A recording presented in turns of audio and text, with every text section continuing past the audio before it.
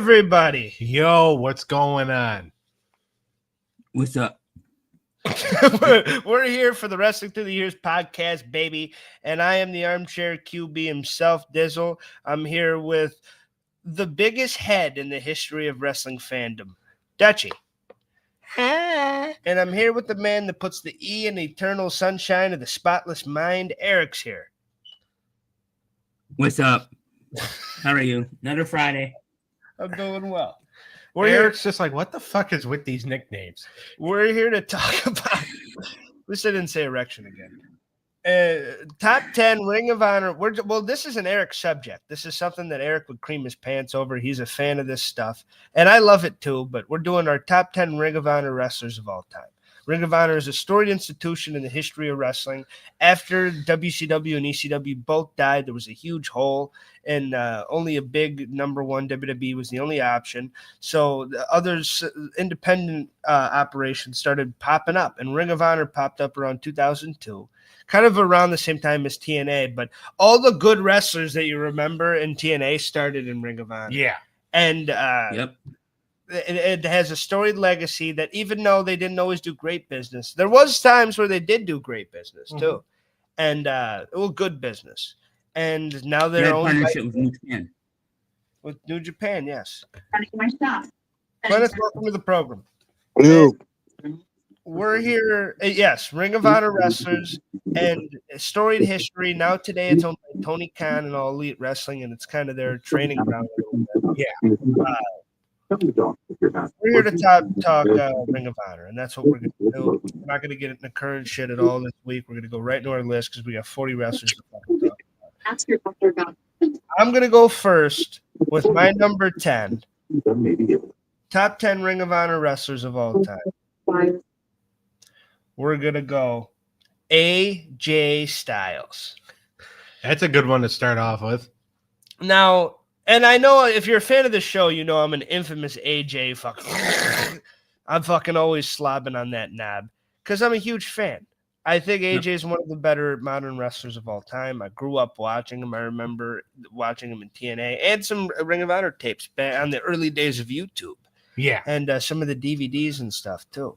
So I'm a big fan of AJ Styles. I can't put him any higher on the list because he was only in Ring of Honor for a short time, and he came and go a few times, you know. Yeah. And he never won the world title, did he? No, not that I know of. So That's the only one he didn't win.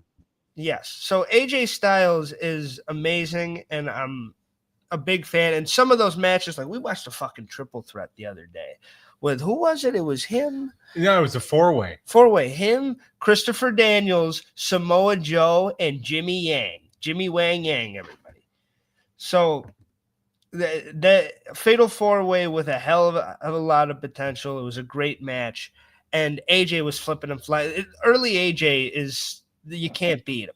That like now there's pros of newer AJ because he's better on the microphone and he's got better in-ring psychology, I would say. But young fucking crew cut AJ that was flying around being a fucking daredevil, he was the man. And Ring of Honor got a lot of that. So that's why he's my number 10. All right, Dougie, we're going to go to you next. Thank God. So he doesn't complain about his picks getting stolen again. Yeah. Tommaso Ciampa. That's a good pick. So when he kind of came in and I first started seeing him in like 2011. He was part of the Embassy with Prince Nana and R.D. Evans and all that. And he was just like, he was the Sicilian psychopath and all that. And he's very dangerous. And so he had really good matches with like Kevin Steen and Adam Cole, Jay Lethal, Michael Elgin, Jay Briscoe, a lot of those guys. He was in the world title picture. And when he hit you with that knee, it looked like it fucking hurt. Yeah, he put on great matches. Yeah. So, I mean, now I can't fucking stand him. Yeah. But back then in Ring of Honor, I thought he was pretty cool. Oh, yeah. Especially as a heel.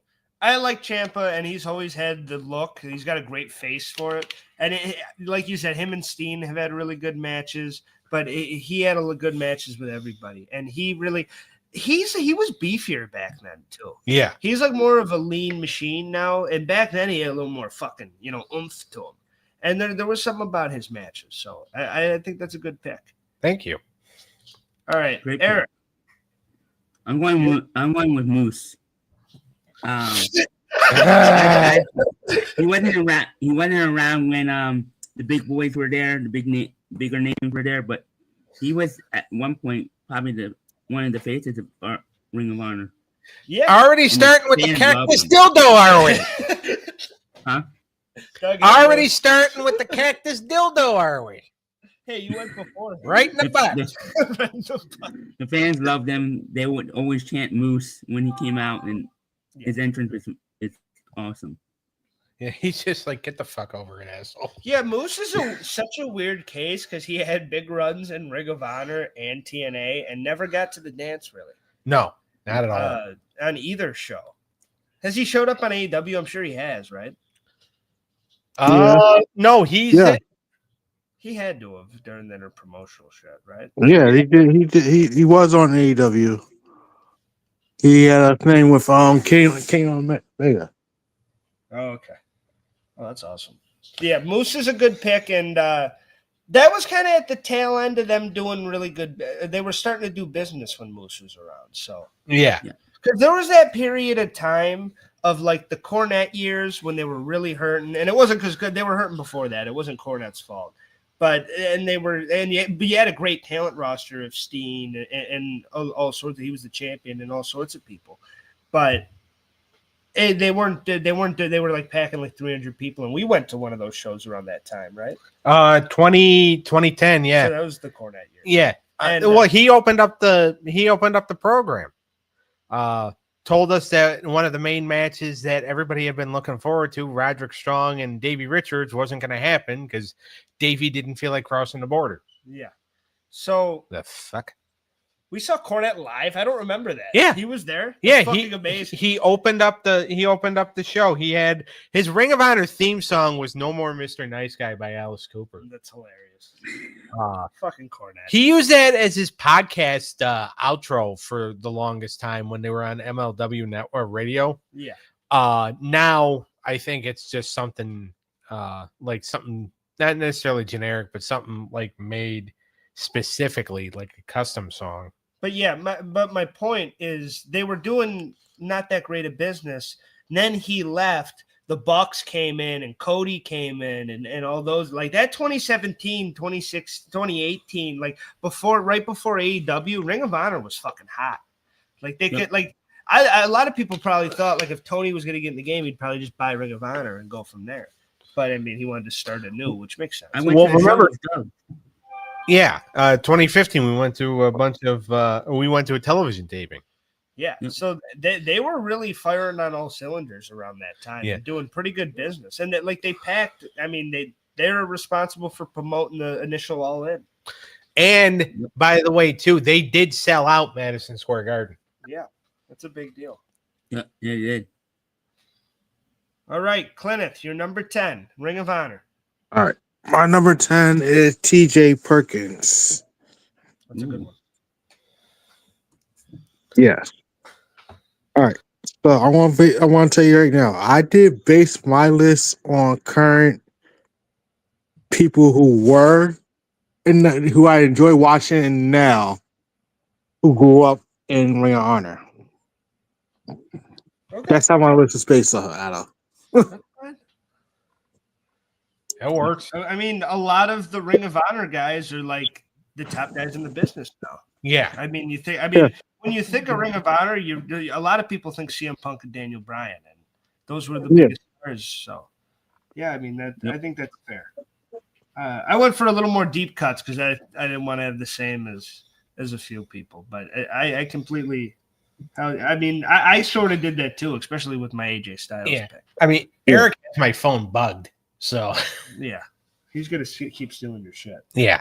Number 9, I have, and this is probably a deep cut because I don't know if this guy had that many fans, but I always liked him. Kenny King, because I was a fan of the tag team, the All Night Express with him and Rhett Titus. Yeah, which we saw at the Ring of Honor show that we went to. Yes. So I always liked it. Yeah, and he yelled at that one annoying kid. I thought it was hilarious. And Claudio was talking to him too. But And Prince Nana yelled at me. yeah, that was great. Swerve when I drive. I never thought he would be huge after that. But You shut up. Like, you excuse me, I'm taking off my stuff. And Kenny Lehman's like, no. He's a trained professional. First of all, the security guards are going to beat the shit out of you. Second of all, when he gets you, he's a trained professional. You're an idiot. yes. You had a point. Kenny King, great talent in Ring of Honor. I know, and they sort of did stuff with him in Impact. And didn't he hurt that guy? Didn't he hurt somebody? Sorensen? Yeah. No, that was Zema Ion. Oh, okay. So, but and I know Kenny, Joaquin Wild now, by the way. and I know there's been talks about him like in a negative. I know Cornette's went on rants about him. Well, yeah, because they gave them the Ring of Honor tag titles, and he went to Impact tryout. Yeah. While still as a tag champion. But I thought Kenny King was a great talent. He was. And I thought he was great in the ring. He was athletic. He had personality. And him and Rhett Titus were a hell of a team. I don't know when else on this podcast we're really going to get to praise Kenny King. So I wanted to give him some juice here as flowers because he was a hell of a talent. Former television champion too, by the way. Yeah. He was good in the tag team. He was good outside of the tag team. But because you had the midnight, all the Expresses. If you're going to name your team Express, you have a lot to live up to. And there's also been shitty versions of that too. The All Night Express was like a new age take, and they're like party boys and shit. I thought that was cool. I really thought it worked. So that's my number 9. Doug, who do you got? Eddie Edwards. My opinion, the better half of the Wolves. Okay. Or at least the one that's actually willing to do work. It's a good amount of people's opinion. A lot of people love Eddie Edwards. Yeah. And he's just like former champion, former television champion. He's just so good in the ring. I know I think he's good, really good in the ring. I know, charisma is not really. I mean, now he's got charisma because he's a heel. Yeah, but he was a good bland baby face. Yeah. I mean, he wasn't too bland, but he was. I could believe in Eddie Edwards fighting for the fucking people. Yeah. I always liked that. And him and Davey Richards, great chemistry as partners, great chemistry as opponents. Yeah. His world title reign was really cool. When he won the belt, it's like an emotional moment. Yeah. Well, because when he won the title from Roderick Strong. And then he held on to it because they didn't think Davey Richards was ready because Davey was at that point where he had thought about retiring because Davey was also a part-time firefighter. Yeah, he wanted to be a firefighter full-time. Yeah. So he was just like, he could not commit to Ring of Honor. So they gave the title to Eddie instead. Yeah. But then Davey committed and then Davey beat him for the title. And I'll never forget, I think it was Final Battle 2011, Eddie versus Davey in a championship rematch, and Dan Severn was in Eddie's corner. Yeah. Because they ran the angle where Dan Severn, because Eddie Davey lived part-time in Michigan and part-time in Ontario, Canada. Yeah. I don't know which part of Ontario, but and Dan Severn, of course, from Michigan had a school. So Davey Richards had reached out, or like Davey Richards had gotten an invitation to go train with Dan Severn. This was the angle that they wrote for the pay-per-view. He got an invitation to go train. And Davey was bringing his team because he had a whole team full of people, Kyle O'Reilly, included. And it was one of those things where and then Eddie Edwards had been invited, but then Davey canceled because he had to go to Japan. So he didn't think everybody was going to You know, he's just like, oh, well, we got to cancel. So his team canceled. Eddie Edwards didn't. Yeah. So Eddie was trained by Dan Severn for this world title match. And fucking, you know, they had the world title match. It was great. Everybody shaking hands, hugging afterwards. And you could tell that that's a good one. Yeah. That's definitely a good one. He's going to be on somebody's list. And like afterwards, when they're hugging after the world title match, everybody's just like, oh, you know, we respect you. We respect you. And Kyle O'Reilly is sitting there like Morgan from this season's Big Brother whenever Vince and Lauren hug. Yeah. If you haven't watched the Big Brother, you probably don't get the reference, and that's okay. And it's like, what the fuck are you talking about? Yeah. But it's just like, you know, Kyle O'Reilly's just standing there like a spurned lover. But it was Eddie and Davey just had great chemistry. Yes, they did. So, Absolutely. oh, he's a very good I agree wrestler. with that. I mean, when you said Eddie's the better part of the Wolves, I do disagree. And, you know, Davey, I mean, I'll be talking more about him later. I love Davey Richards, and I'm a huge fan of him. Unless Eric gets no. I know he's he's kind of one of the blackballed guys in wrestling. Yeah. You know, Well, there's personal reasons that we don't need to get into as to why. yeah, but as a performer, he's fucking awesome. And that match when he won the title off Kingston, that was a great match. When he won it off Edwards. Yeah. That was an amazing match. All right, Eric, you're number 9. One half of the Red Dragon, Bobby Fish. Oh. I think this guy deserved a singles run at one point, but he never got a real singles run. He was always in a tag team with Kyle O'Reilly. They had some great matches with David Richards and Eddie Edwards, the Briscoes. Even I think one point Eddie Kingston and Homicide or Hernandez.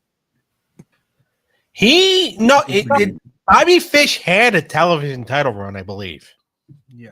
Yeah, I think he had one. Yeah. Yeah, one television championship. And three-time tag team champion.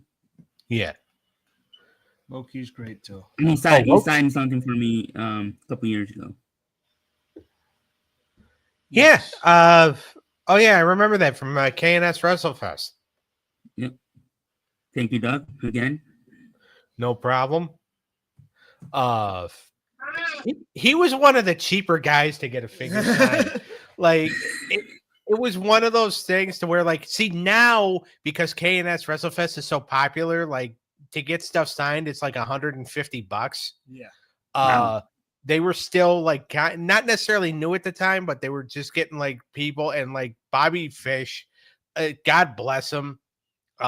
This just goes to show that he's made enough money so he doesn't care about. He's a nice guy too. Yeah.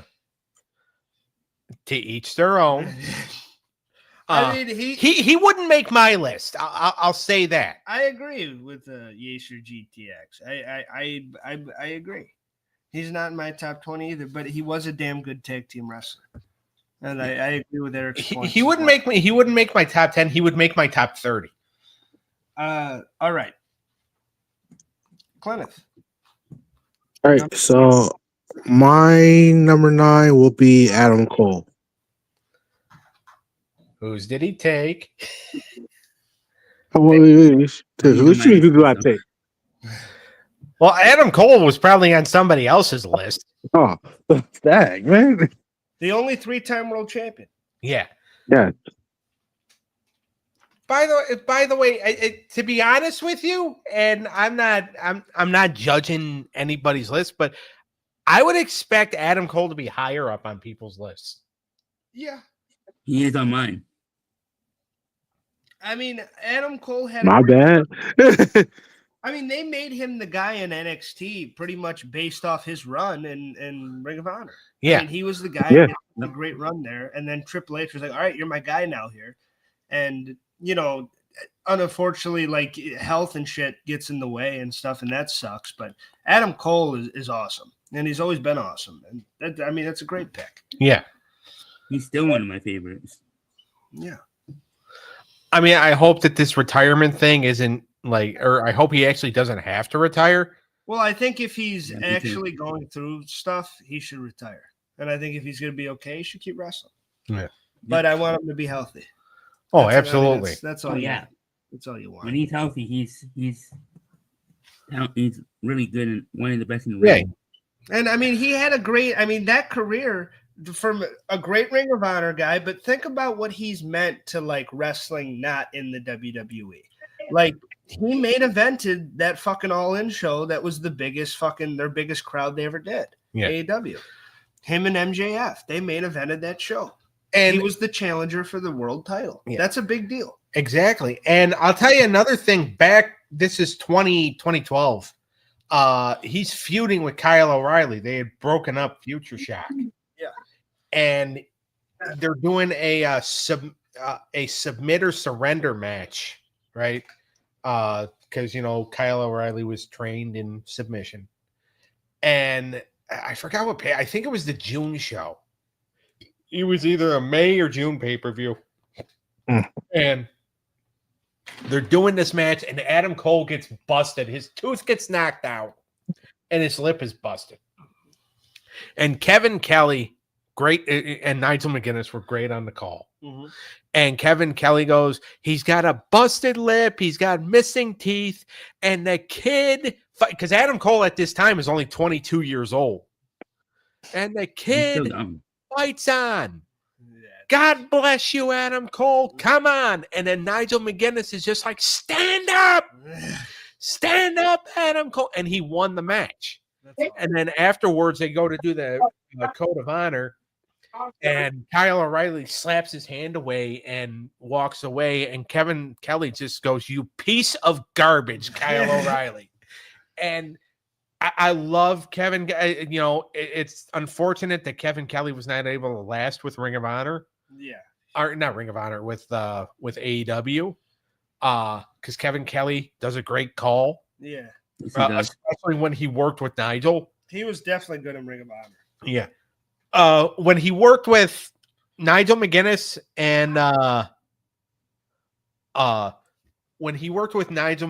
and with Steve Corino, those were his best partners. Let's read Yeah. this off here. Well, I mean, that's a good list. Yeah. Jamie Noble's a good pick. Oh, yeah, he was one of their early champions. Low Key, El Generico, Jay Briscoe, which is great. Austin Aries, Lethal, Samoa Joe, Adam Cole. See, somebody had Adam Cole way up on their list. Cena McGuinness. Yeah. Oh, absolutely. That's good.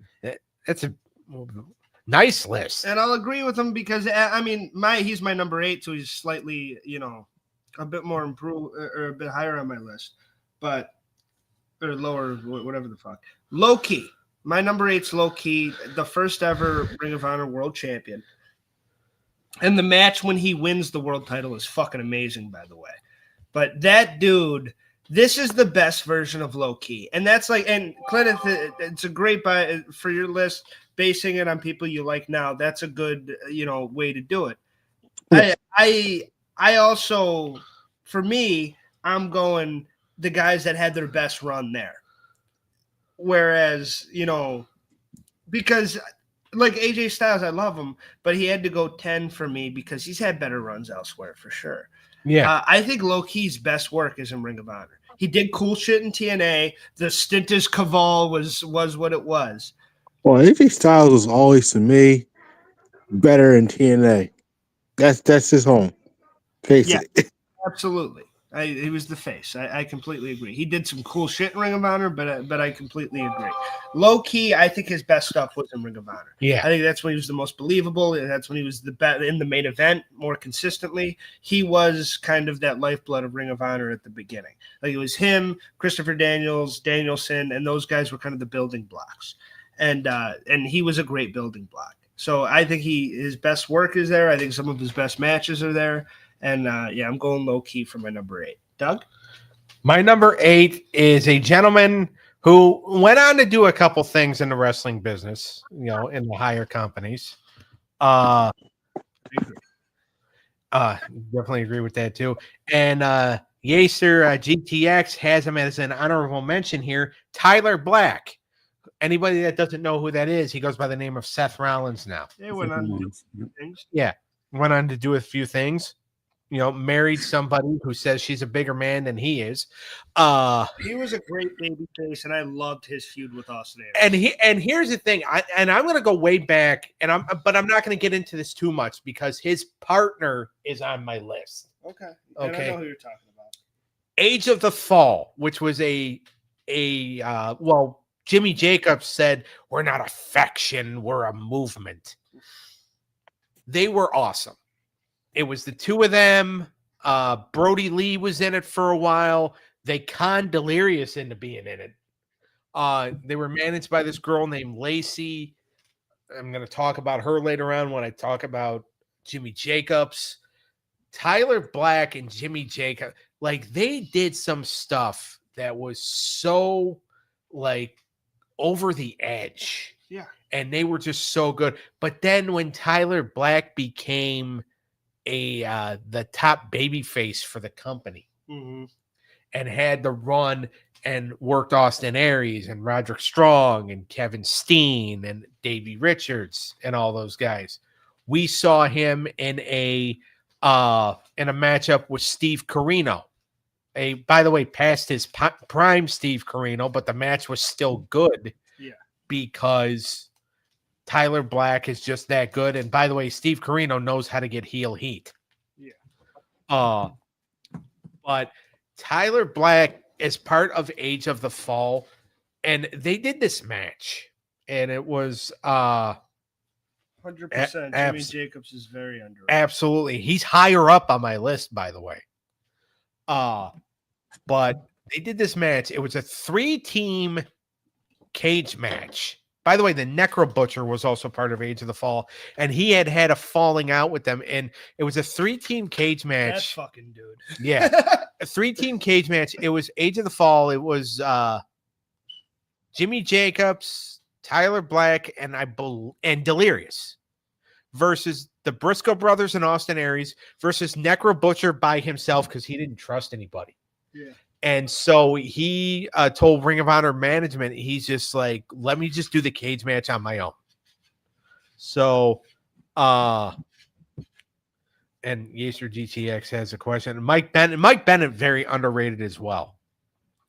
He was great there. Yeah, great there. Everywhere else, not so much. Well, TNA, he had a pretty good run. TNA, he was actually pretty good too. He was really good. Yeah. WWE complete victim of booking. Yeah. Like when they talk about the victims of booking and the people that got offered bad shit or bad gimmicks, him and the WWE, I don't know if it was too late or whatever, because he still had it. He still had all the magic, and he was ready to go. And him and Maria, they were still the combo that they were in Ring of Honor and stuff.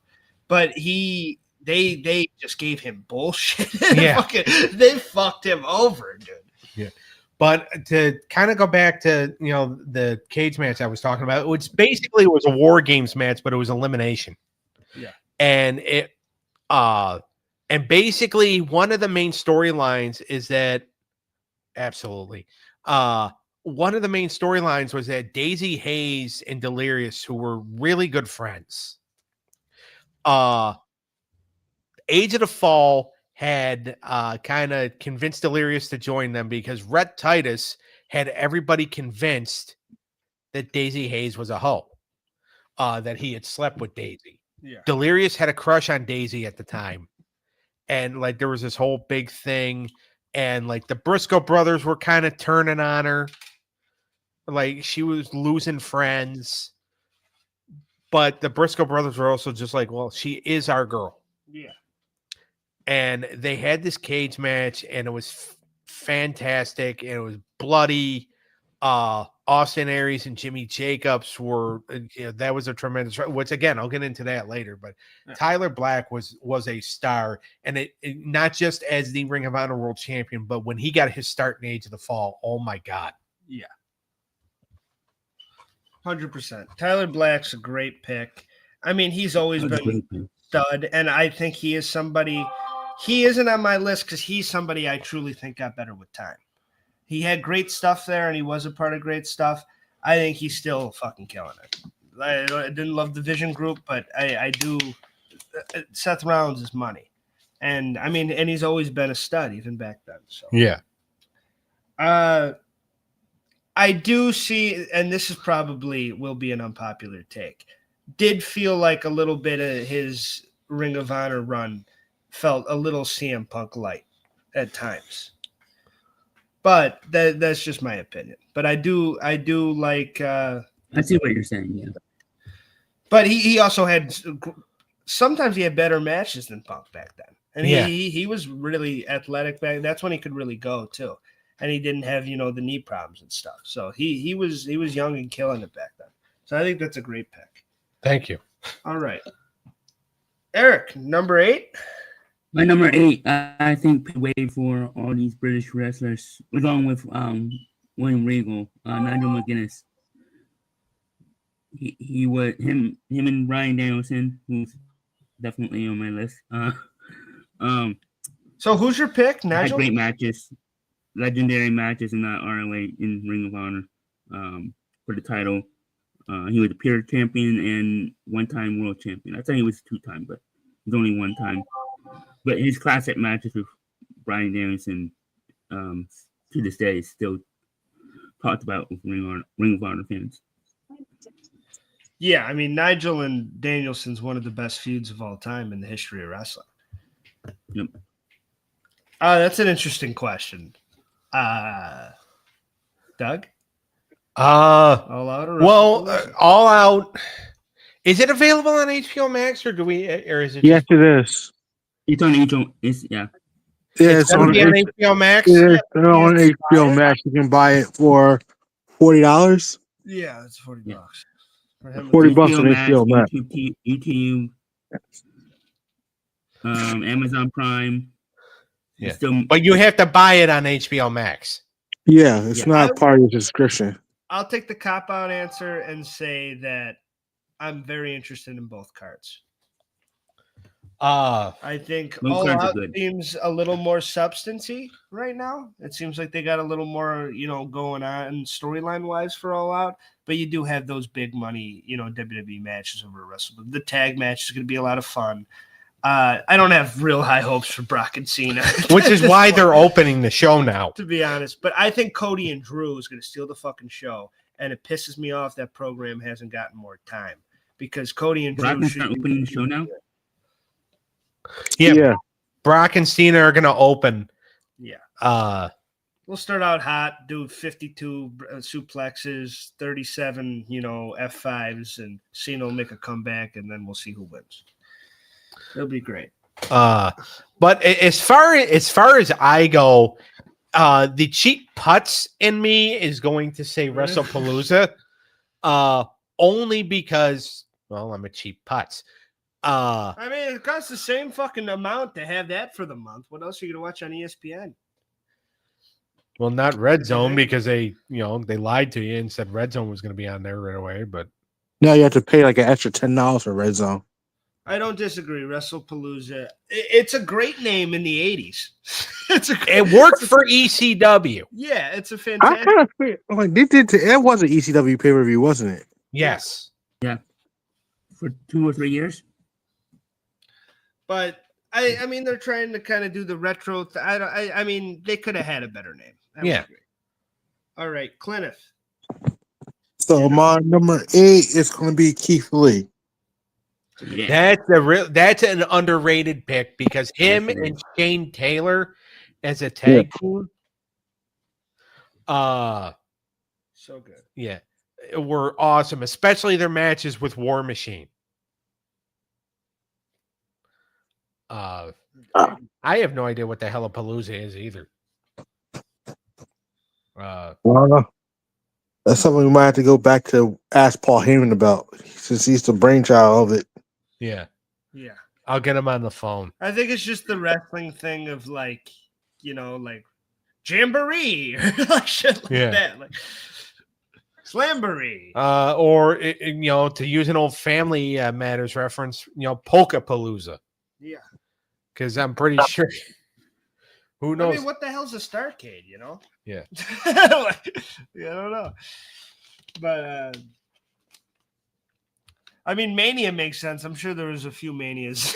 Oh, yeah. backstage in WWE. Oh, WrestleMania. Christ, Beatles Mania. Yeah, It's probably where they took that from. yeah, it's cool. That's a good point too. My number 7. Unless you got more on Keith Lee, Cleneth. I'm sorry. No. That was Yeah, great. you're good. My number 7, I'm going to go with kind of an odd duck and somebody, I love a good career resurgence, and that's why I did this. I'm going PCO. Because him coming back and winning the world title was fucking awesome. I thought that was so cool. And I remember at the time, like I was a little more like, I would think I was probably just watching WWE. I don't know. AEW, I don't even know if they launched yet, or they might have just launched.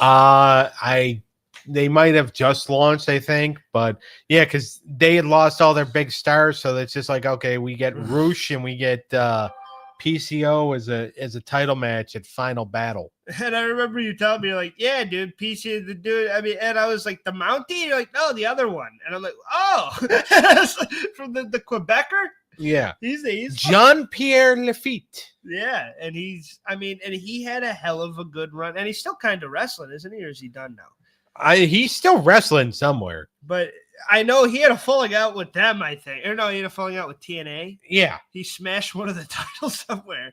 But PCO, him winning the world title was awesome. He had the digital title, digital media title. It's in his thank you, Sharon. We appreciate it. That's a palooza. It's an exaggerated event. Which is technically that describes WWE to a T. But yeah, no, he the digital media title. He did the old fucking Stan Hansen deal with the AWA title. He ran it over with a truck and then sent it back to him. It was cool seeing him come back and win a title though. That's why he made my list. And he had some good matches too. Yeah. Doug, what's your number 7? All right, another guy who is in WWE now under a different name, Punishment Martinez. For anybody that's keeping score at home, that would be Damian Priest now. Mm. Did I just take one of your picks, Cleneth? It sounded like No, I just said, like interesting. No, he was good. Former television champion. Really good matches with.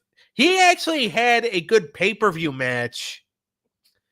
I think the Best in the World show back in 18.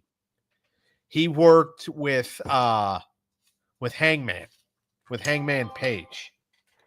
And everybody thought Hangman Page was going to get this big moment. He was going to get the belt, but they had just given Priest the title. So they're like, no, he's going to, we got to let him run with it first. And he had good matches with him, with Ishii. I believe he worked a little bit with Cody there as well. Dalton Castle. Yeah. He was, he really, honed his skills in Ring of Honor. It's a good pick. Thank you. All right. A great one. Yeah, I remember when he came to NXT, I'm like, who's this dude? You're like, oh, I like him. Yeah. You're just like, okay, that doesn't answer my question. Who is it? And it took him like 4 more years, but they sold me on him eventually. Yeah. And now you're starting to sell him back. Yeah. Well, when you have a shitty feud with McIntyre. Eric, you're number 7, buddy. Jay Lethal. Great wrestler. Great matches with tons of wrestlers. Especially Jay Briscoe when they were. Briscoe was, I think one of them was the television champion. Yeah, they did the title for title thing. 2-time world champion, 1-time peer, and 2-time world television champion. So Jay Lethal for a while was one of the faces of ROH. Yeah. And Jay Lethal, his TNA is his fun run, his character stuff, and Ring of Honor is his really good wrestler run. Yeah. He could work. Yeah, and he really proved it. And he proved how good he was. And when he turned heel and was managed by Truth Martini, who, by the way, is the most annoying jackass on the face of the earth. But, you know, because House of Truth was so dumb. And like when it looked like they had killed off House of Truth, and, you know, when Tommaso Ciampa beat up, you know, him and Matt Taven and two hookers that they, you know, just had come to the ring with them. Like, fuck. Well, because the whole gimmick for House of Truth at the time was Truth Martini would come out to the ring not wearing pants. Like, he would just come out in fucking, like, you know, bicycle boxer shorts or something like that were way too tight.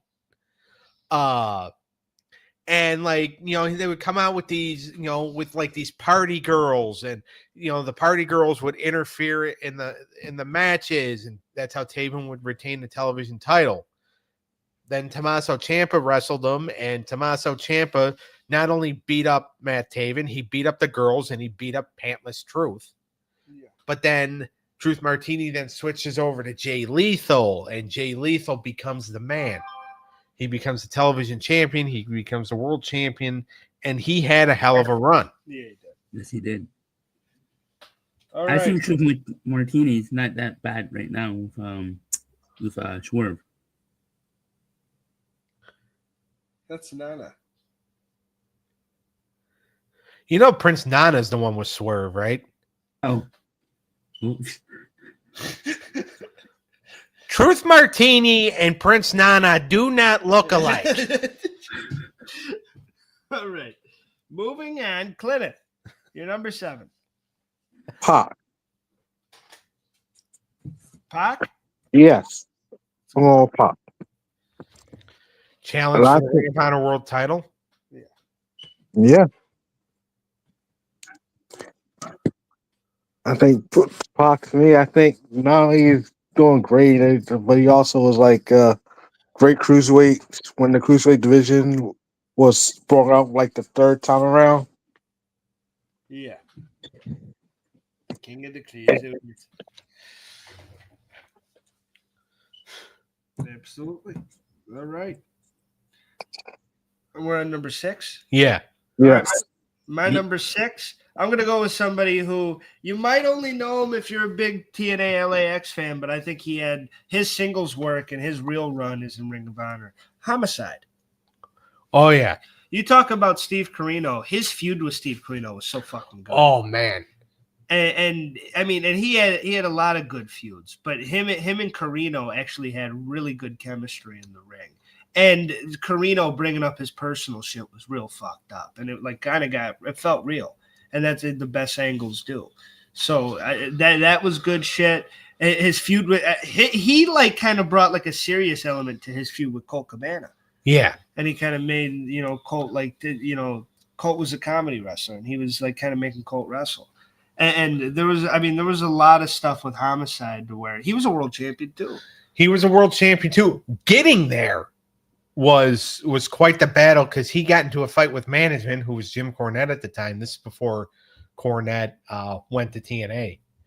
And they did a match. They did an interpromotional feud with... so he was there before he went the second time? Yeah. Oh. Yeah, he went there in 2005 because he found out it was wrestling. So he's like, oh, cool, I'll go here. So they do this interpromotional thing. It's Ring of Honor versus CZW, Combat Zone Wrestling. And it's a 5-on-5 War Games type match. And Jim Cornette really wanted Homicide on the team. And they're like, well, we'll see. And the Combat Zone team was Chris Hero, Claudio Castagnoli, Necro Butcher, and 2 other guys that I can't remember who the hell they were. The Ring of Honor team was BJ Whitmer, Ace Steel, Hangman Adam Page, Samoa Joe. Bryan Danielson was in it for about 10 minutes till he took Samoa Joe out. Homicide comes in, cleans house, gets the win. And Jim Cornette says, "Thank you, Homicide. We appreciate you. We appreciate you." And he goes, "All right." And he looks at Jim Cornette and says, "Mr. Cornette, I need 3 wishes." He goes, "What do you want?" He goes, "I want a world title match." Okay, cool. He goes, "I want another match with Steve Corino." All right, cool. He goes, "And I need you to reinstate Low Key." He goes, "I can't do that. Low Key punched me in the mouth to start this whole Combat Zone Ring of Honor feud." He goes, "I lost a tooth because of that. I'm not reinstating him." And he goes, you're a goddamn liar, Jim Cornette. You're a goddamn liar. You said I could have whatever I want because I bailed your ass out." And then Jim Cornette called him off, and I apologize for this, but this no, wait. Just say the first letter. Basically he was implying that Low Key and Homicide were, and so therefore he called him the H word for gay, H side. So instead of homicide, it was. Wow. Okay, now You get the picture, right? Yeah, we got the picture the first time around. Right. So, and when he said that, it's just. By the way, the last time I think anybody in wrestling was ever allowed to say that word, and then Homicide when Adam Pearce then became Jim Cornette's lackey. Yeah. Imagine that, Adam Pearce being somebody's lackey. I love that man. He's a lovable lackey now. Back then he was a dick. And then, they whipped Homicide. But then he got to be champion 6 months later. He beat Bryan Danielson in Final Battle in New York City, and it was awesome. But that was I remember seeing that on DVD. Kenny Lehman let me borrow it because Kenny Lehman was, he's just you really got to check out Ring of Honor. They're better than WWE. And it's just well, then why the fuck can't anybody hear of them? But some of their stuff was really good. Yeah. Because they were wrestling. Who's next? I believe I am up next. Yes. My number 6 is Jimmy Jacobs. Very good. Again, Age of the Fall. He was really good in that. He had a really good feud early on with former tag team partner BJ Whitmer, who, if he was not a piece of shit, he would be on my list because BJ Whitmer was good back in the day. Now, he's nothing but a blowjob. Forgot about him. He's absolute scum. So, but Jimmy Jacobs and the feud with Austin Aries, where Austin Aries starts sleeping with Jimmy Jacobs' girlfriend Lacey. By the way, Austin Aries was still the babyface in that situation. Lacey was involved in a lot of shit. Yeah. And what was funny was that Jimmy Jacobs' last appearance in Ring of Honor, Lacey made an appearance. I'll never forget watching MTV. Because I remember that Wrestling Society X. Oh, yeah. And I went to watch that back. I found it on YouTube. I went to watch it back a year ago. And I saw Tyler Black and Jimmy Jacobs. I'm like, oh, shit. Sethy. Yeah, because they were teaming back then, too. Yeah. So, but yeah, no, Jimmy Jacobs was awesome. And Age of the Fall was a tremendous, I guess, movement, if you ask Jimmy Jacobs. And just their stuff with the Briscoes when they hung the Briscoes, and then the match. So they did a pay-per-view, right? And they did a match where the Briscoes had to defend the titles against I think it was Davey Richards and Rocky Romero. But because they did the angle where Age of the Fall had hung them, Yeah. and beating them up and bloodied them, Ring of Honor, I think they were in Maryland. The Maryland State Athletic Commission would not allow the Briscoes in the building, so their title match had to be at a different building. Yeah. And it's just why the fuck are you barring them? Bar the guys that just tried to fucking kill them. but they needed Age of the Fall on that pay-per-view to work against Ruckus and his crew. I can't even remember what they were called. That's how memorable they were. But yeah, that's my number 6. All right. Eric, number 6. My number 6 is one half of the best tag team, in my opinion, in ROH history. Mark Briscoe. He's currently. Is he on your list? No, I got the other one. I'll try to get to him before you. You probably will, unless we have the same number. Yeah, Mark Briscoe is still wrestling in AEW. Won the TNT Championship. Him and Jay were magic together. Well, it's kind of hard to suck with the guy when it's kind of hard to suck with a guy as your tag team partner when he's your brother. Yeah. I mean, unless and he was a good singles wrestler too. He's a very good singles wrestler. Yeah. Well, he's going to be on All Out tomorrow, wrestling MJF and whatever the fuck. I mean, that's not the name of the match. It's like a street fight or something. Yeah.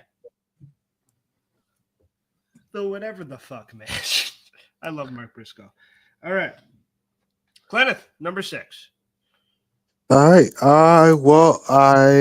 We already talked about it, but I had Seth Rollins as my number 6 person. All right. Mr. Tyler Black. He was just so good. And that's just like, he wasn't even a polished product back then. Yeah. I agree. All right, let's go 5s. My number 5, to me, one of the better heels in Ring of Honor, Austin Aries. I thought he had a hell of a double. A double. And when he had the fur coat that he was coming out in, oh my God. He was fucking badass back then. I liked the whole like CM Punkish stuff he was doing in TNA later on, but his Ring of Honor run was really fun. He was a fun heel. And he was always a good time to watch. He was always a great worker. He was a great time in the ring. When he was doing the whole babyface run, him and Roderick Strong were teammates, and then they broke up. And I think I can't remember who was I think he was the heel in the feud with Roderick. Because Roderick had joined the No Remorse Corps. So I think Austin was a babyface. But then when he did the match with Jimmy Jacobs in that whole feud, and it was like masterfully done, and it really helped Jimmy Jacobs get over. And then they do the, but then Austin turns back heel, beats Jerry Lynn for the world title, and he is where he rightfully needed to be as world champion because he was a great champion. Oh, yeah. He was so damn good. Yeah.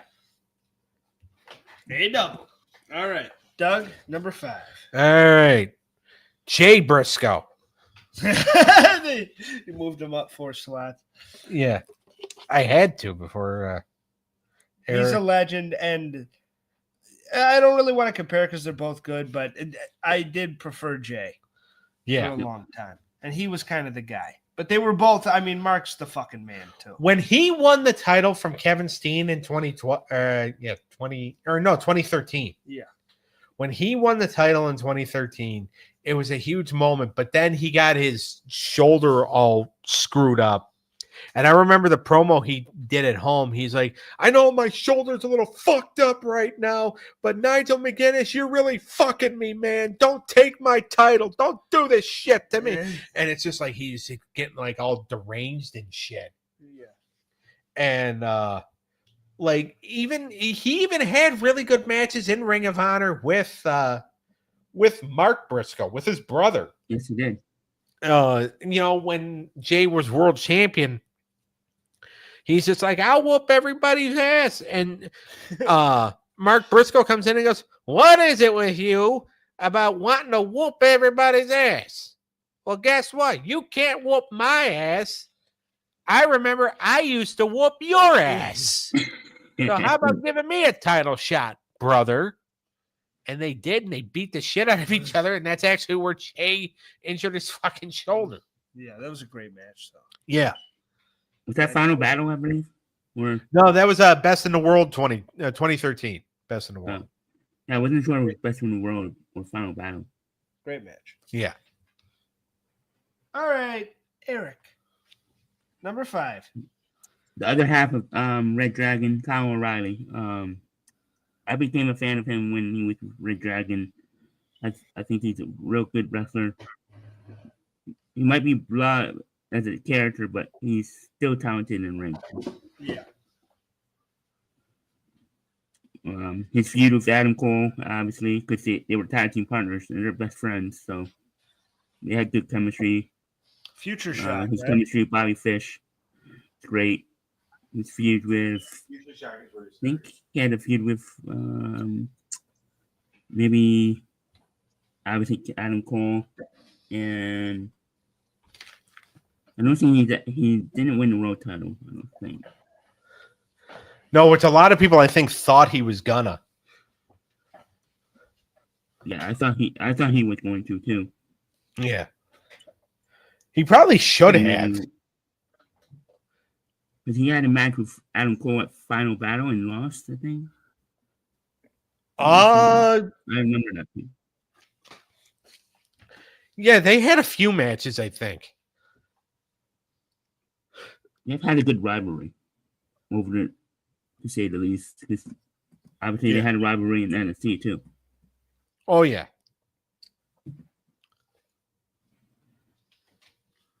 Oh,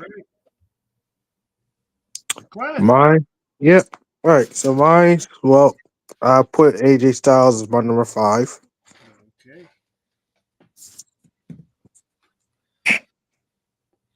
I mean, he's not a bad pick. Yeah, he was the tits in Ring of Honor.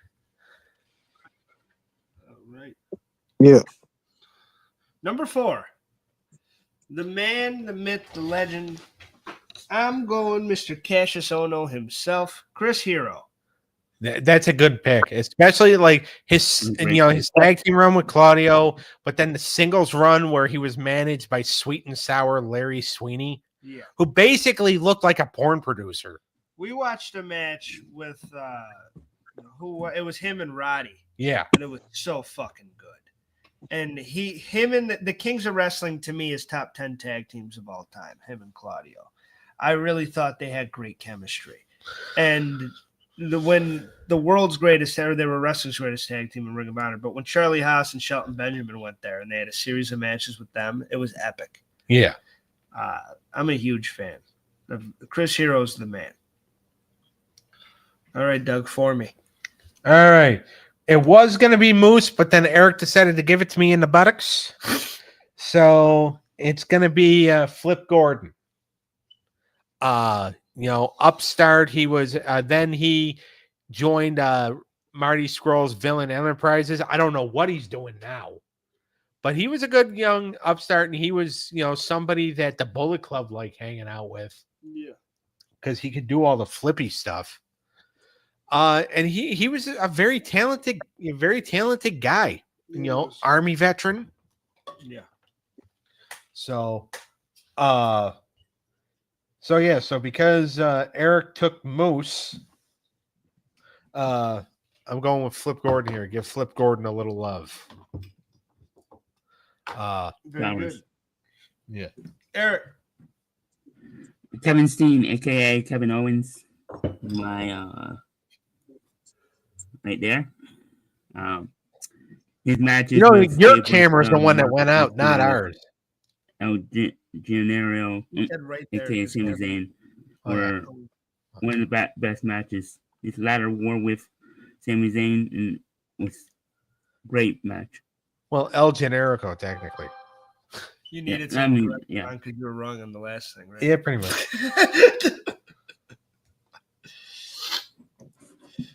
Kevin Steen's best. His best work's in WWE, but his run in AEW is that's what he was talking about. Yeah, but he was. I thought he was too much of a heel sometimes. Like I remember him shooting snap rockets at people, and it's like if I'm in the crowd, I'm fucking decking him. But he He was great, and he was such a good shit talker back then. And he got in a lot better shape later in his career, but he was a good fat slob champion. Like fuck you, like he was always Him and Cornette hated each other. and every Kevin Steen match from back then is like it's a fucking 35-minute match, and the first 10 minutes is just them talking shit back and forth, and him like playing to the crowd and stuff. But he was the man. He was their world champion. He was the guy. Oh yeah, absolutely. All right. Cleneth number 4. Number 4, I'm gonna go with Cody Rhodes.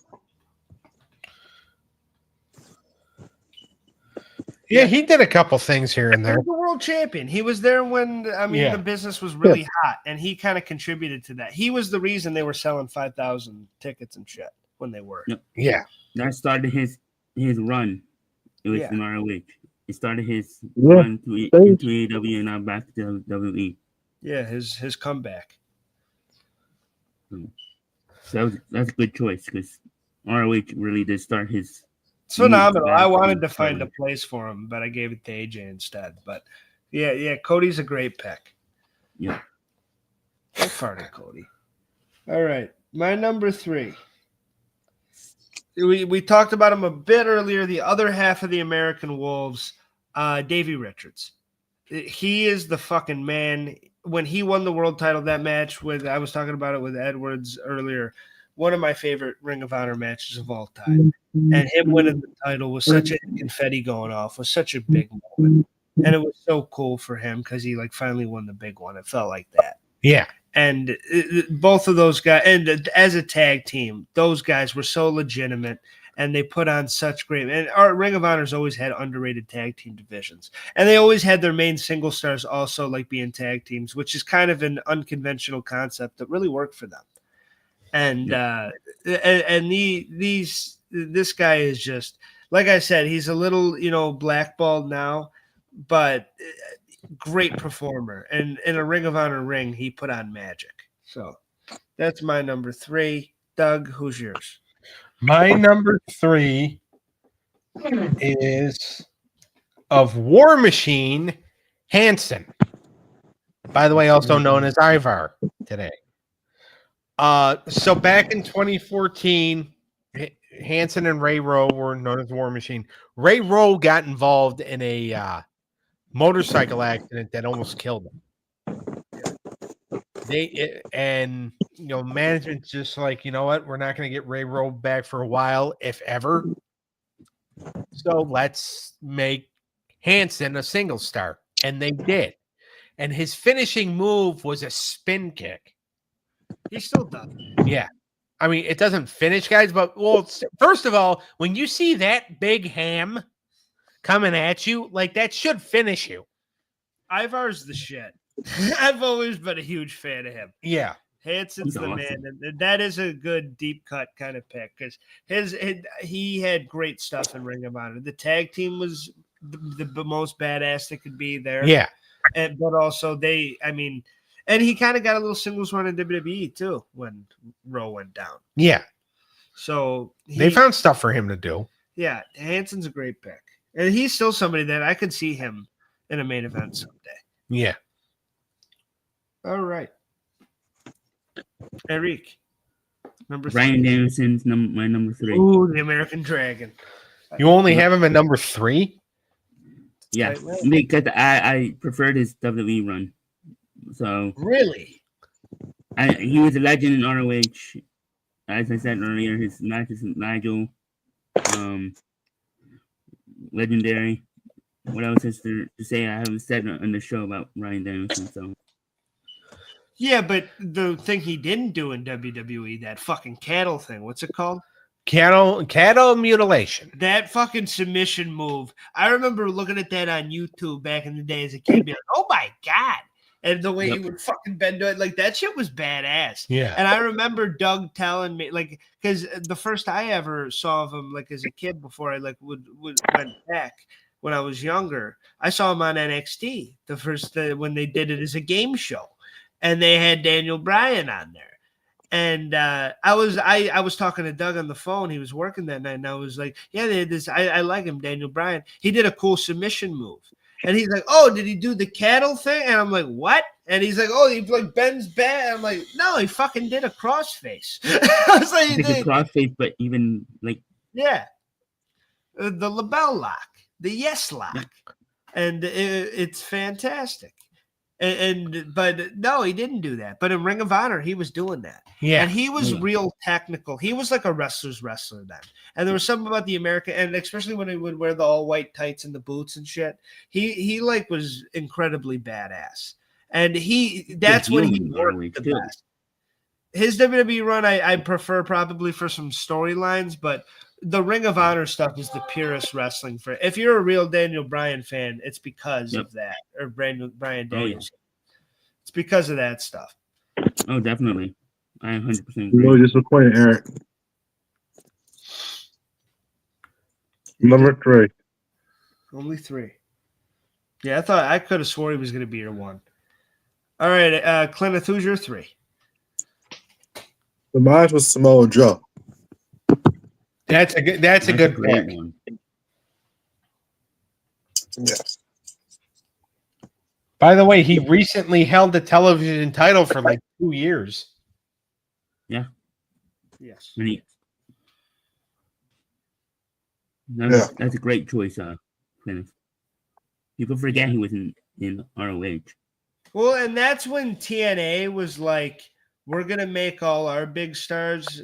If it's not past WWE guys, we're just picking off Ring of Honor. Yeah. But that's all, like, that was TNA's roster for the longest time. So that's why they talk about like TNA being legendary. It's like, I mean, they just took all the Ring of Honor's really good workers. I'm surprised they never did like a super show together. Yeah. I mean, yeah. But his run, that's what made TNA want to bring him in for that undefeated streak, was how badass he was in Ring of Honor. Oh, yeah. And I talked about that 4-way with Jimmy Wang Yang. It was amazing. He was just so good. Gotta love the 4-way with Jimmy Yang. All right. My number 2. Yeah, I think that's what we're in. We're going to talk about somebody that isn't in recent favor nowadays so much, especially if you're a huge CM Punk fan. And you don't like the way the AEW stuff went down. Kind of a controversial figure now, but I think for the history of Ring of Honor, he's one of the more important homegrown like faces of that company. I'm going Colt Cabana for number 2. Yep. Because Colt Cabana back in the day, he was so popular. He was the real deal. And whether you're a fan of the comedy style or not, he had like fun matches, and he like had the crowd in his the palm of his hand a lot of the time. And he did some really good. And his relationship with Punk, when they were friends in Ring of Honor, and they were a tag team too, and they were the Second City Saints. Yeah. So I mean, he had really damn good stuff back then. And he was a really big member of the roster. Now he's kind of just a job guy. Yeah. But from what he used to be in Ring of Honor, he was one of the more important fucking, people there. Yeah. So first time I ever saw Colt Cabana wrestle, it was 2006 at Ballpark Brawl in Buffalo, New York, at the Coca-Cola Field, Dunn Tire Park, whatever the fuck you want to call it, where the Buffalo Bisons play. I had never seen Colt Cabana before, and he's doing a match with Claudio Cashinoli. Yeah. Okay. And they're, and Colt comes out, and he's his theme song was the Copacabana, which is an old time song. Yeah. And he comes out and he does his little dance. Claudio comes out like this and all that. Colt Cabana's coming out, strutting, singing along. And there's 3 girls who were, pretty attractive for sitting in front of us, right? And Colt Cabana points over to the girls and said, "Hi, would you like some?" And the girls were just like, "Oh my god, oh my god, oh my god, oh my god." And I looked at Kenny Lehman and I said, "Who the fuck is this guy?" And this is me being just an idiot. I'm like, he doesn't have better taste in women. And by the way, these girls are sitting in front of us. I was a charmer back then too. So, and they just looked at me and said, "Sorry, girls, like I've seen better." But even though they were very attractive, and that was just my way of breaking the ice. Well, not even breaking the ice. I fell right through the fucking thing. And just like it was a comedy match, but that was Colt Cabana's shtick. Yeah. And it worked for him. Good choice. Yeah. Thank you. Yeah, I think, and I love CM Punk, and it sucks the way personal shit goes. But as far as the entertainment and the in-ring stuff, I think Colt They Cabana, were like close as brothers, I think. Yeah, You and mentioned they him were- in his pipe bomb. yeah, and they were both pillars of Ring of Honor. That's why Punk says in that promo, maybe I'll go back to Ring of Honor. Hey, Colt Cabana. That's the whole reason. I think the issue was there is that like because CM Punk is one of those people, especially in later age. Now he's okay. Now that he's back in WWE, he's not as big of a bitch. But he got to be in later years to where like if you just have one like I am surprised that him and AJ for like that whole period where he was bitter. I'm surprised him and AJ were actually. I'm surprised she didn't make him sleep in a hotel. Because he's one of those people that be like, oh, brown sugar's the best. Oh no, I prefer the powdered white sugar. Get the fuck out of my house. I don't think he's like that. I think you're fucking off the cookies tonight. And I think that no. No, he's one of those that like if you disagree with him, he'll stop talking to you. Colt Cabana ripped him off for money and was fucking him over. Well, I mean that's another reason. That's not you can't go from Colt Cabana's situation to be like Punk hates everybody and it's unjustified. Because I'm pretty sure if we looked into that situation, it seems justified, and Colt Cabana seems like the bum and the dick in that situation. But I loved him as a wrestler, and I try not to talk about the personal shit, but Doug always loves to bring that stuff up. But Colt Cabana in Ring of Honor was great. Doug, who's your number 2? Delirious, which is probably what I am right now. He was first of all, he was the booker for so long in Ring of Honor. Yeah. But he was such a good character. And he made appearances for TNA, but he was mainly doing jabs. But he was so good, and like the fact that he didn't talk, he's like, arr, arr, arr, arr, arr. It's gonna scare a lot of children. But like he was just so good, and then when he turned heel, which not a lot of people expected him to do, and it was just like, oh my god, why would Delirious turn heel? It's like because he thought his girlfriend was fucking another guy. But his stuff with the Age of the Fall was just so good. And then him and Austin Aries had a really good program. He was actually a tag team partner for Jerry Lynn for a while. Yeah. Which is kind of weird. But Jerry Lynn and Delirious, the modern day Legion of Doom. Good choice. Delirious was great. Yeah. I remember you showed me a couple cage matches with him back in the day. Yeah. One of them was actually him and Jimmy. Yeah. All right. E Nasty, your number 2. Right. We talked about this guy earlier, Adam Cole. Baby. His world title run. Yeah, he was tag team partners with Kyle O'Reilly, one-time tag team champions, 3-time ROH champions. So, yeah. What else is there to say about Adam Cole? Yeah, we haven't said already. Yeah. All right. Cleneth, number 2. I will go with CM Punk as my number 2. Ooh, Nice. it's a damn good one. Oh, yeah. Former champion, really honed his skills in Ring of Honor. Yeah. He was the early days of Ring of Honor, too. His feud with Raven, dog collar match, I think. Yeah. I'm going to do a swerve so you can have this other guy if you want that we're talking about. But my number 1, drum roll, I'm going one of the pillars of Ring of Honor.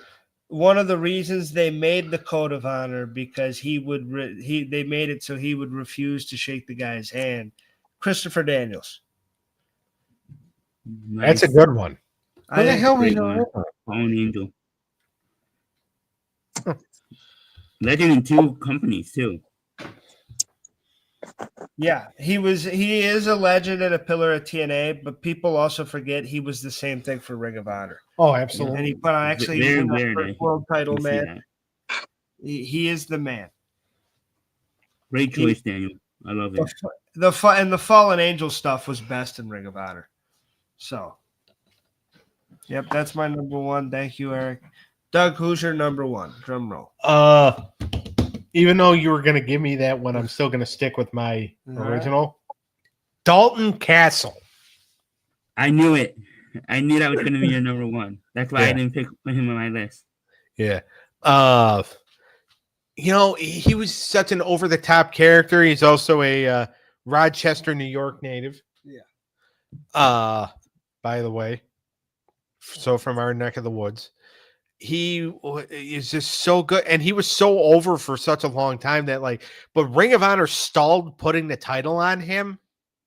But when they did, it was still like a cool. I know Meltzer shit on it because he's a fucking bastard, but it was just such a cool moment, and he was just so good. That character was just so over. Great. Yeah. Yep. I love the That's pit. why Though. he's my number one. Very good. Yep. Eric? My number one is Jay Briscoe. There's nothing more to say about what we haven't said. Great in the ring, great tag team champion, great world champion. Wish he had another run, but as ROH champion, but it is what it is. Yeah. Yep. RIP. All right. All right. Cleneth, finish us off. I want my number one is Daniel Bryan, or Brian Danielson, Red Dragon. That was my number one. I figured his wrestling career started in Ring of Honor, and he was amazing down there. And he just finished it off in WWE and AEW, but his real wrestling really began in Ring of Honor, if you ask me. Yeah. Exactly. Kind of hard to disagree with that. Yes. And I do, even though he didn't make any of our lists, and I feel bad. The fact that we all went 40 wrestlers and the name, and I was debating it for my number one. I do want to give a special shout out to Roderick Strong because I think Roddy's Ring of Honor run was fucking fantastic, and that's where he was a world champion. Yeah. I wanted to put him on my list too. The only thing I blame him for is marrying Marina Shafir. Yeah. Like if he would not have married Marina Shafir, she would not have, really gotten into wrestling. I mean, she probably would be fighting in a cage somewhere, with all the other gorillas. Are they still married today? Yeah. She actually punched him in the face, which, most women love to emasculate their husbands. It looked like they were having fun though. Yeah. In that segment. Trust me, he probably wanted to, chain her up outside near the doghouse when he got home, which is where she belonged. Ugly bitch. But no, he was great. You gotta love the end of the episode. Yeah. All right. What are you doing on the cartoon show? Okay, tomorrow, Animated Hour of Power. The Animated Anarchy series continues. Episode 7 of Animated Hour of Power with these matchups. Tasmania versus Rocco's Modern Life. Trigon versus Street Sharks, which is actually you versus Eric's brother, by the way. Okay. And Clinton's favorite show, right, Clinton? Cleneth, are you asleep? Huh? Street Sharks was one of your favorite cartoons as a kid, right? Right. All right. So it's going to be in action tomorrow night. All right. We also, sometimes I think these shows go too long. we also have the spectacular new adventures of Casper the Friendly Ghost versus the 7 Deadly Sins. And the main event tomorrow is Rocky and Bullwinkle versus Pinky and the Brain. That's gonna be a good one. So technically it would be Eric and Cleneth versus Dangle and I. Oh my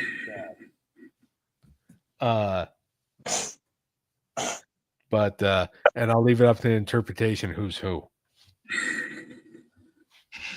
But yeah, so that's tomorrow's main event. And it should be they're definitely going to be interesting. Absolutely. Do you guys want to know what we're doing next week? I am waiting with anticipation.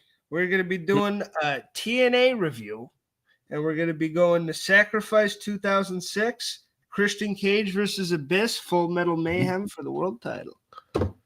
Oh yeah, and this is like the month before Cornette showed up. Yeah. Sacrifice 2006. Storm. So we get it'll be I'm assuming that's on YouTube. It's on YouTube. Yep, the full thing. And we got premium now. we got fucking fancy folk YouTube, so it's not. Yeah. So it doesn't take us 3 hours. So it doesn't take us 6 hours to Those watch TNA, those big long fucking pay-per-views when you don't have that in the fucking those ads, yeah. every 30 seconds. It's like I don't want to hear about ball shampoo. I want to watch Christian. I mean, I probably need it. Yeah, you do. I might have to upgrade to That's the premium. only shampoo you do need. Yeah, I don't need the other stuff. Oh man, Sacrifice 2006. Yeah. By the way, it's Eric's. Clint is just like, I think I might be busy next week, gentlemen. Eric's last be my show last show. before he goes overseas. Yep. Oh, wow. You actually like he's in the military. Yeah, we'll be Well, I doing mean- my last shows next weekend. Yeah, I mean he is going overseas. I know. I mean it's on vacation. Yeah. Oh, okay. Well, yeah, you may seem like this man's getting like going out military wise. This is going to be the last time. You were like, Eric's been drafted overseas. He's actually worried about whether or not he's going to be let back in. You're gonna be fine. I don't know about that, man. Clint. All right. And you worry about me. All right. Well, we'll see everybody next week. Bye, guys. Love you guys. Later. Love you too. Wait a minute. What? Later. Oh, later. Later. I thought maybe Cleneth had another insult in him. Eric, you know what I'm going to ask you to do? Shorts. Yep. Make sure you prepare them shorts and starch them and get them out. Wear those shorts. Yep. Love you guys. You got it, boys. Later. Later.